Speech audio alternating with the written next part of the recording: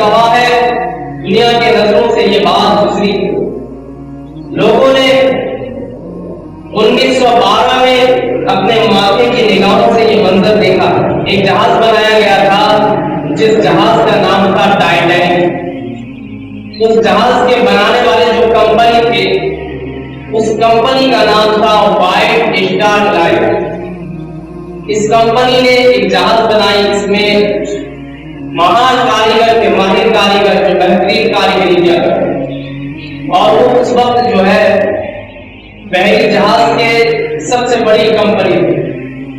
انہوں نے یہ جہاز بنائی اور انہوں نے اس جہاز کو بنانے کے بعد یہ دعویٰ کیا کہ یہ وہ جہاز ہے جو کبھی ڈوبے گی نہیں، اس جہاز کو کوئی ڈبو نہیں سکتا، یہاں تک کہ خدا بھی نہیں ڈبو سکتا۔ انہوں نے یہ دعویٰ کیا، ان کا یہ اعلان تھا کہ اس جہاز کو کوئی نہیں ڈبو سکتا۔ اس وقت کے جو نیوز پیپر تھے اس میں بھی یہ بات چھپی کہ ایک ایسی جہاز کو تیار کیا ہے وائٹ اسٹار لائن کمپنی نے جو جہاز کبھی ڈوب نہیں سکتی، اسے کوئی ڈبو نہیں سکتا۔ میرے عزیز دوستو، یہ جہاز انگلینڈ کے ایک شہر سے امریکہ کے ایک شہر کے لیے جو ہے پہلا سفر شروع کرتا ہے۔ پہلا سفر ان کا شروع ہوتا ہے 10 اپریل 1912 میں، جب ان کی پہلی سفر شروع ہوتی ہے۔ یہ جہاز اپنی سفر میں ہی رہتا ہے، اور وہ صرف جہاز ہی نہیں، اس کے اندر کئی سہولتیں دی گئی، اس کو محل کی طرح جو ہے بنایا گیا، اس میں آرام و آرائش کی ہر چیز موجود ہے، اور اس میں قریب تاریخ میں ملتا ہے کہ 2200 لوگ تھے یا اس سے بھی زیادہ۔ یہ لوگ جو ہے بڑے آرائش اور آرام سے جو ہے اس جہاز میں جو ہے سفر کر رہے ہیں۔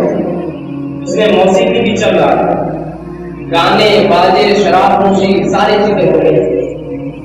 وہ جہاز سفر کے دوران پہنچی ایک سمندر میں، سمندر کا نام ہے اٹلانٹک سمندر، بحر اٹلانٹک۔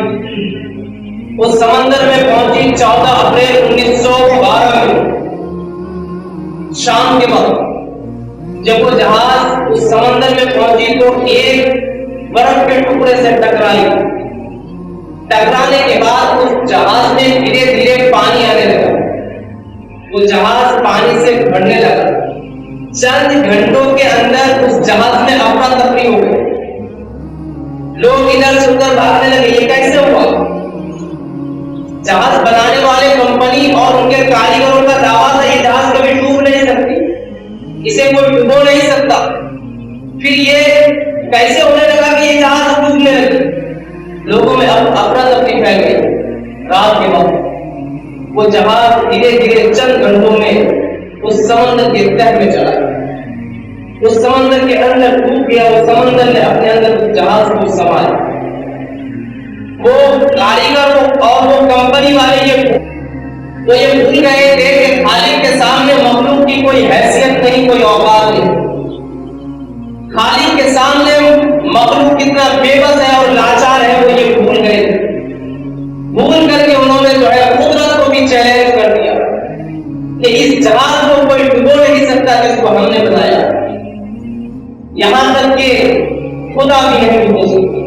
انہوں نے یہ چیلنج کیا، ان کے تکبر کے انجام کو اللہ نے انہیں دکھا دیا کہ دیکھو تم نے جو جہاز اتنی محنت سے اتنے لوگوں کو شامل کر کے تیار کیا، اپنے کمپنی کا اتنا بڑا نام کہ اس کمپنی کے ذریعے تم نے تیار کیا، آج اس جہاز کا انجام دیکھو کہ ایک سمندر کے تہہ میں جا چکے، ایک سمندر نے اس جہاز کو سنبھال لیا۔ یہ قدرت کو چیلنج کرنے کا انجام ہے کہ ان کے اندر کاریگری کی وجہ سے، دولت کی وجہ سے جو تکبر آ گیا تھا، جو گھمنڈ پیدا ہوا تھا، اللہ نے اسے سمندر کے اندر، سمندر کے تہہ میں سنبھال لیا۔